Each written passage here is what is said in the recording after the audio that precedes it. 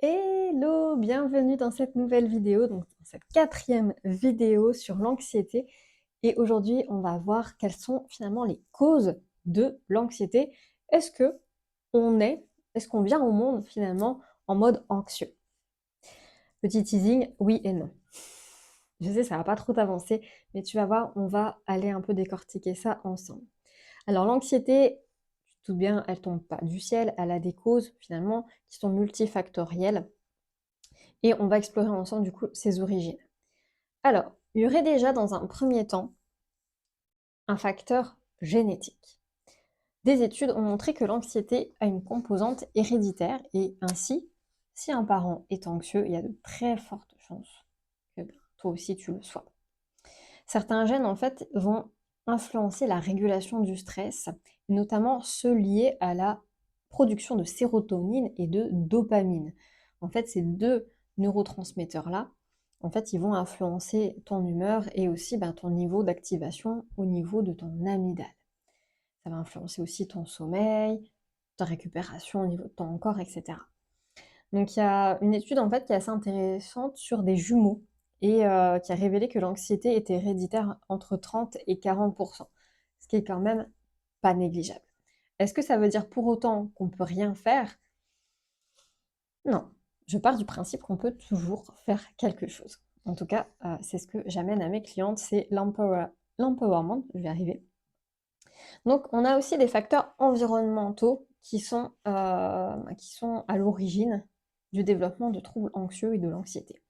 Tu peux avoir ton enfance et ton éducation, un environnement stressant, des parents qui sont anxieux et une éducation stricte, ça peut renforcer finalement l'anxiété. Si par exemple un enfant est élevé dans un climat d'incertitude avec des parents qui étaient toujours en souci par rapport à leur situation financière, par rapport à leur logement, un parent, voire même les familles monoparentales, en fait, à partir du moment où la personne, le parent qui reste, on va dire, est dans une insécurité, ça crée en fait un environnement favorable au développement de l'anxiété. Une éducation très stricte aussi, ces facteurs en fait de développement de l'anxiété.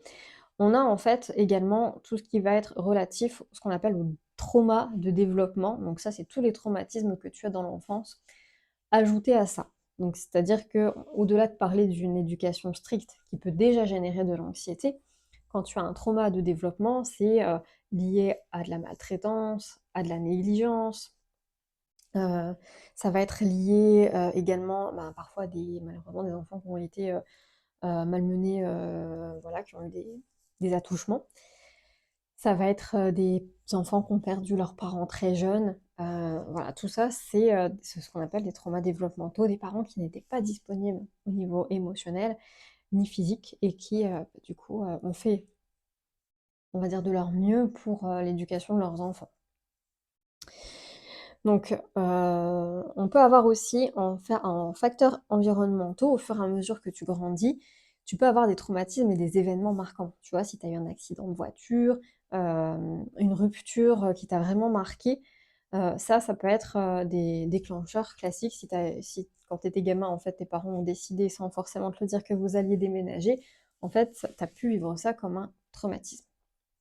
Ensuite, on a, au niveau des facteurs, qui, permettent l'apparition de l'anxiété, on a des facteurs biologiques et neurologiques. Donc, on a le rôle du cerveau, je te l'ai dit, l'amygdale, c'est elle qui va faire le détecteur de fumée. Et chez les personnes anxieuses, tu t'en doutes, elle est hyperactive. Donc, comme elle est hyperactive, elle va empêcher certains neurotransmetteurs d'arriver jusqu'au cerveau. Elle va inhiber en fait certaines molécules. Donc on va avoir des déséquilibres au niveau de la sérotonine, la noradrénaline et au niveau du GABA qui est un neurotransmetteur qui aide à calmer en fait les pensées qui sont en mode rumination.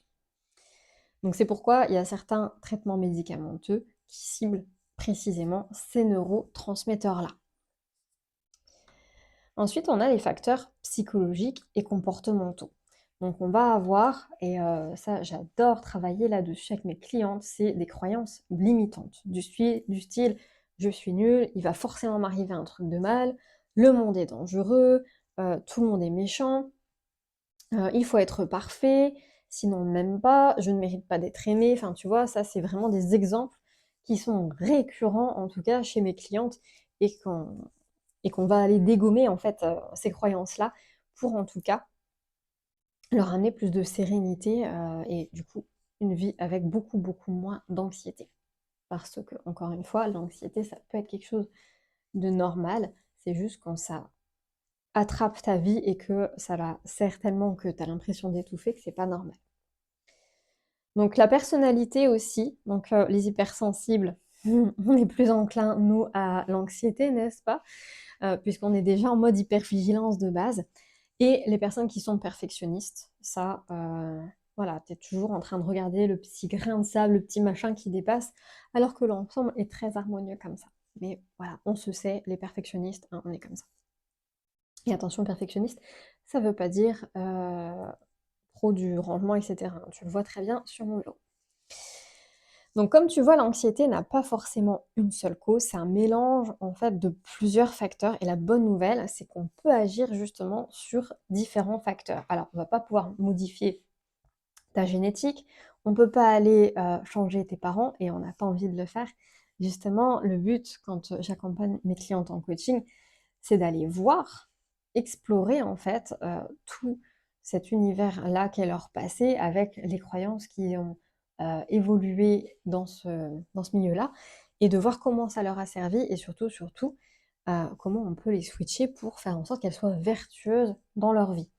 J'ai un exemple très concret, j'ai une cliente qui était persuadée en fait qu'elle ne méritait pas, d'être aimée du fait de son passé et le fait qu'elle ne méritait pas d'être aimée faisait qu'elle quand même, elle faisait des choses pour les autres. Tu vois? Elle faisait beaucoup, beaucoup, beaucoup. Donc elle s'épuisait aussi parce que, bah, elle méritait pas d'être aimée, mais elle avait tellement, tellement envie, d'être aimée qu'elle faisait énormément de choses pour les autres. Problème, ben, c'est que forcément ça la déséquilibrait dans le sens où elle donnait énormément de temps, d'argent et cetera et elle s'oubliait.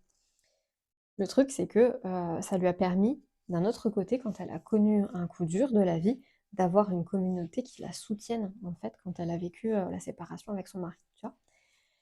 Il y a toujours des côtés un bon côté à ce qui nous arrive, même si, c'est pas forcément évident de le voir et même si, c'est pas une raison non plus pour souhaiter, le mal aux gens, mais tout est équilibré. En tout cas, c'est ma croyance à moi. Je pense que tout est équilibré dans la vie et qu'on peut tirer, des bonnes choses, même des pires. Donc on va se retrouver, justement dans la vidéo suivante. Je vais te donner quelques outils que j'ai moi-même expérimentés et que je fais expérimenter aussi à mes clientes pour traiter l'anxiété. Et en attendant, si tu veux, tu peux aller voir ma masterclass Hypersensible, anxiété, guérir le traumatisme pour retrouver la sérénité qui est dans le lien. Je t'embrasse et je te dis du coup à la vidéo suivante. Bisous!